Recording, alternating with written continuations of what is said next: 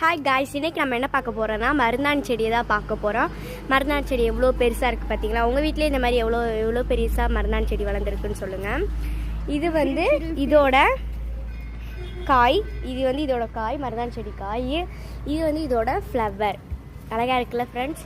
யாரெல்லாம் இந்த மாதிரி மருந்தாணி செடி வைப்பீங்கன்னு சொல்லுங்கள். இந்த மருந்தாணி செடி வைக்கிறது ரொம்ப நல்லது. கையில் வைக்கிறது ரொம்ப நல்லது. சூட்டெல்லாம் அது குறைக்கும். மருதாணி செடி நம்ம கையில் வச்சோன்னா அவ்வளோ அழகாக இருக்கும். மருதாணி செடி கையில் வச்சோன்னா மருதாணி அரைக்கும் போது அதில் வெத்தலை பாக்கு கொஞ்சம் சேர்த்து அரைச்சி கையில் வச்சு பார்த்திங்கன்னா ரொம்ப டார்க்காக அழகாகவே இருக்கும்.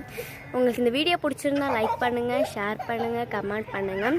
எல்லாருக்கும் ஷேர் பண்ணிடுங்க மறக்காமல். By guys.